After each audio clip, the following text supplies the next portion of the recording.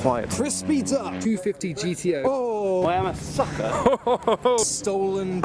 Lovely ladies. I don't want to go home.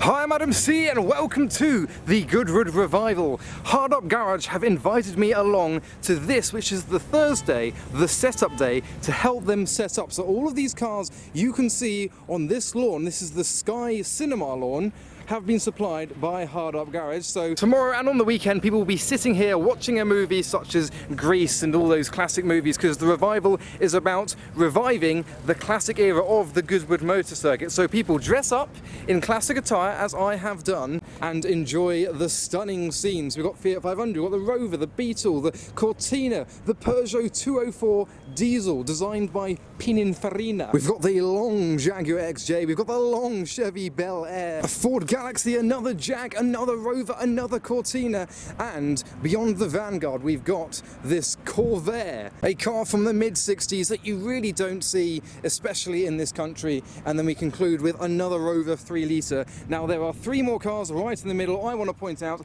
and then we're just going to chill out and look around the revival with no crowds. We've just snuck in, but shh, be quiet. We've got the Bonhams auction over there, and there's a really nice Viper that's going up for auction this weekend. Low mileage. We have this rusty caddy. Whilst the Sky Cinema is screening a film, just to test it out, we can look at the interior of this amazing machine. And then we have an El Camino SS, which is a car that I absolutely love. I love the whole shape of the El Camino. Of all generations, one day I would love to own something cool like this. So we have met up with Sam and we're immediately finding a back entrance. That's what we're doing. So Bonham's auction is over there, so hush hush, we're going to see what we can see. So the most notable car of the auction is this bright yellow ISO Grifo, which is a car that I adore. We've got lots of classics. We've got Aston Martin, we've got an AC Ace, the car that then turned into the Cobra after having a V8 shoehorned into it. Down here, this is not just any Z8, this is an Alpina BMW Z8, so an already rare car is even rarer. And we have a lineup of Bentleys and Rolls Royces that lead up to a Jaguar XJ220, and you'll notice this one's being sold with the wing protectors for when you're working on the engine. So a lot of these XJ220s has slight ripply wings as a result of being worked on, so that's an essential item, and this is being sold with a pair of them, so that is its USP throughout this auction. So you now join me outside of the Bonhams auction, and we have started just beyond another BMW Z8. So we've got the 993, and then we have a bright red Dodge Viper RT10. So this is one of the early Vipers made by Chrysler with its 8-litre V10. And this one's only done 1,600 miles, 1,640 miles in this Viper. And we have the chance to sit in it. So it has no exterior door handles. It's got one inside. These trousers don't really allow Viper sitting to be done, but we have done it.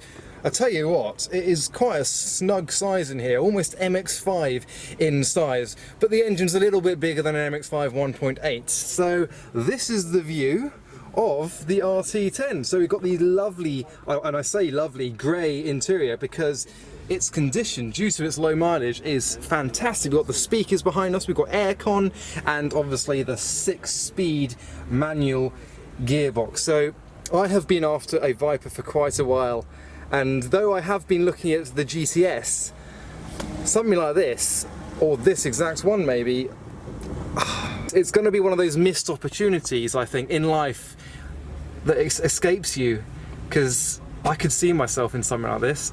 Well, we can all see myself in. I am in something like this. This could be my future or my present, but Viper or house? That's the question. Oh, they've left the keys in. Let's be a bit naughty.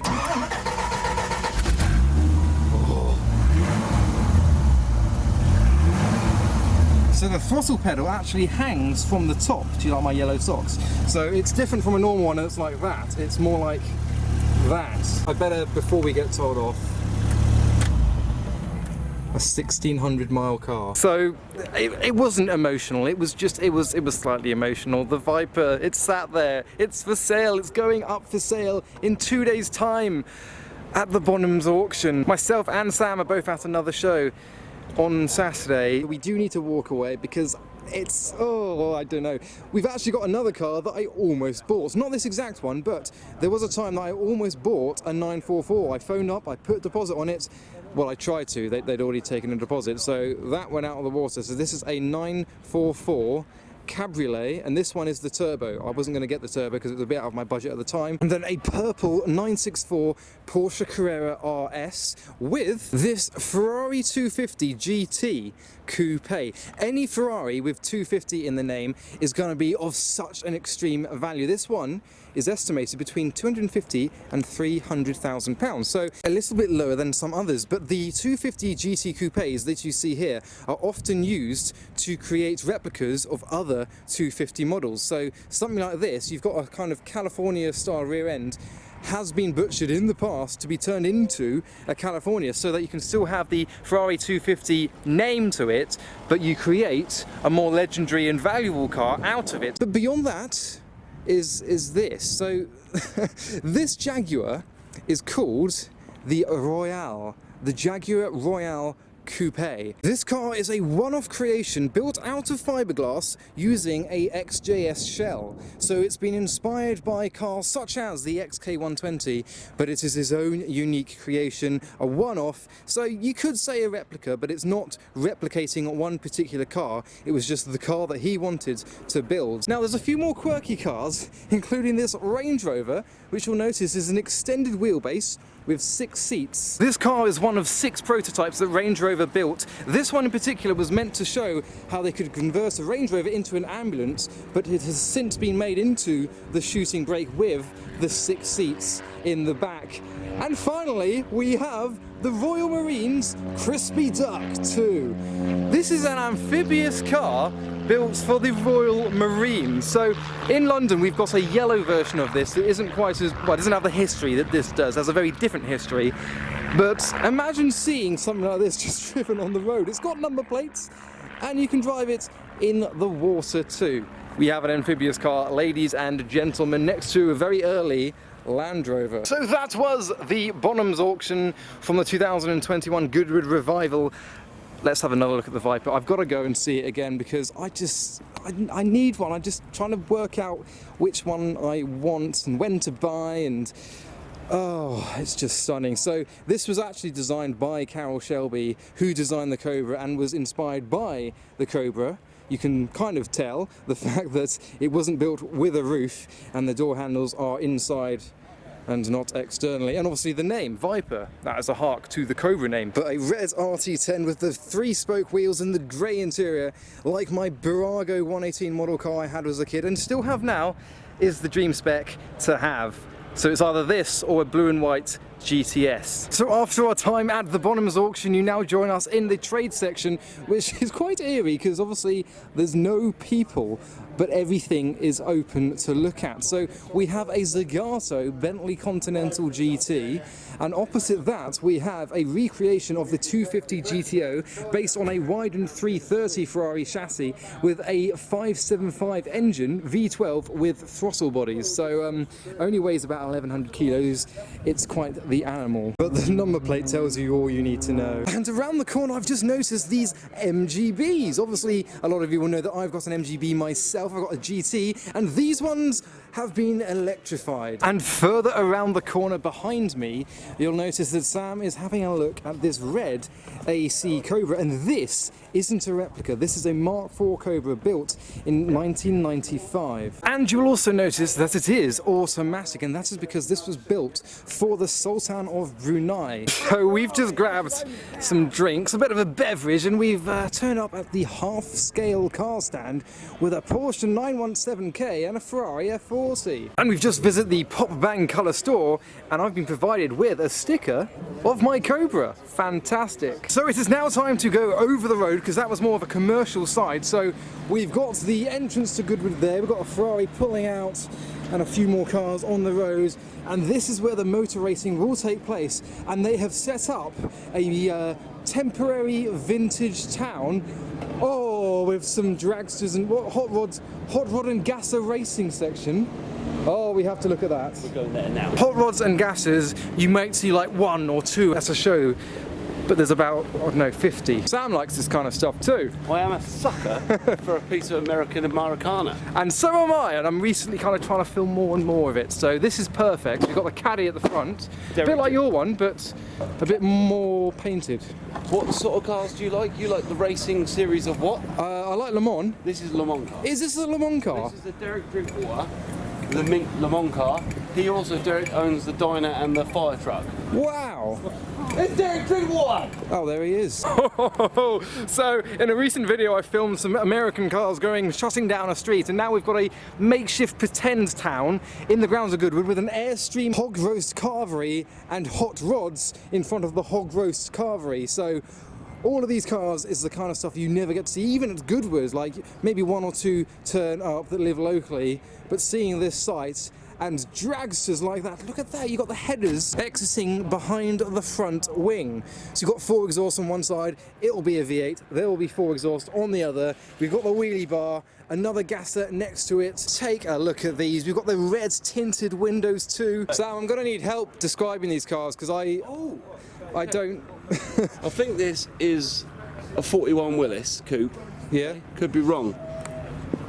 38. 38? 39, 40. Oh, that's lucky they put it on the number plate, don't they? That's very useful. What they do is they slope the headlights a little bit more of a heavy gradient for the years that change. Oh, I see. Yeah, I get that. You'll notice that. When do you see gases in this country? You never do. And now we've got like a makeshift drag strip. I love this. This is amazing. So please excuse my ignorance for not knowing a lot of these models, all these Willys and American gasser cars, but when you never see them, it's hard to learn which one is which. Obviously, Sam from Hard Up Garage, he knows his stuff. He knows what he's talking about, so he can show us around all of these cars. And I'm sure a lot of you guys can tell me exactly what we're looking at, but I'm just appreciating the artwork. And a lot of these cars have come from America specifically for the revival. So I've never seen this vast a collection of these types of cars, so I just can't get across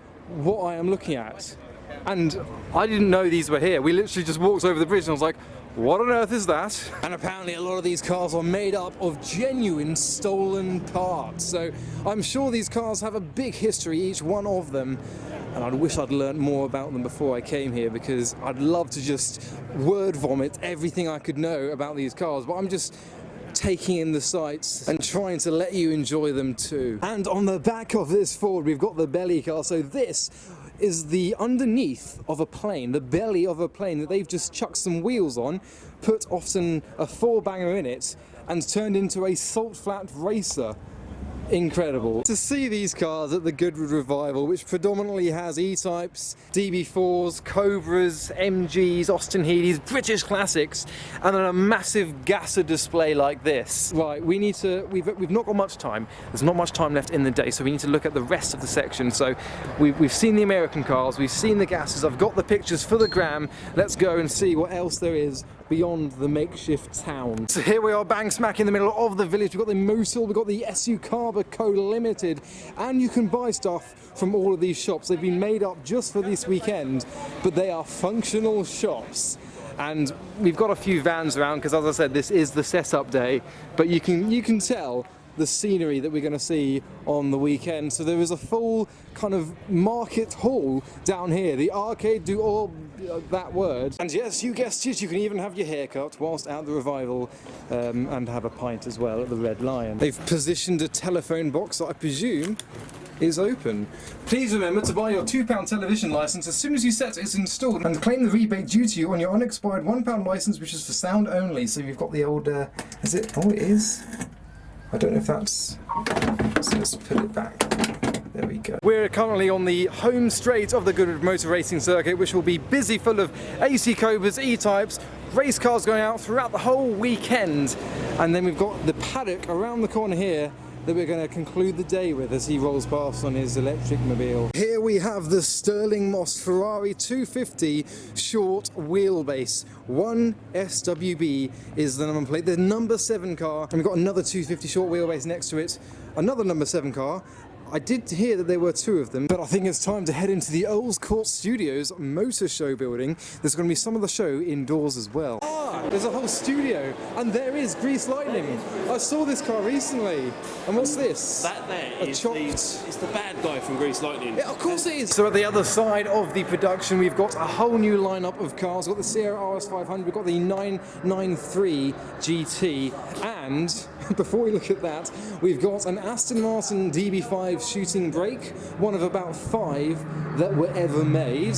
Fantastic. And then we have the brand new Radford, based on, well, a homage to the Lotus Type 62. This one finished in a homage to the John Player Special livery, and this is its kind of UK debut at the Goodwood Revival. And we conclude the day in the paddock, which we're definitely not allowed to be in, but be quiet about that one. So look at the Jaguar E-Type. This is the E2A, so it's got the driver's bulge in the back of it, so quite a unique style on the rear end of the E-Type compared to a standard like boat style end on the one next to it. And I think this year is the year of the E-Type, so they're just setting up some photo shoots for the media of the Goodwood Revival. We've got some Astons as well further along, and we've got the number 2 Ford's GT40 next to a little MG. And of course the lineup of 289 AC Cobras, 2 of which are uncovered as opposed to the rest of them, which are all tucked away in their pyjamas, ready for a weekend of racing. Just around this corner there's a couple more Cobras, including the 98 car in burgundy,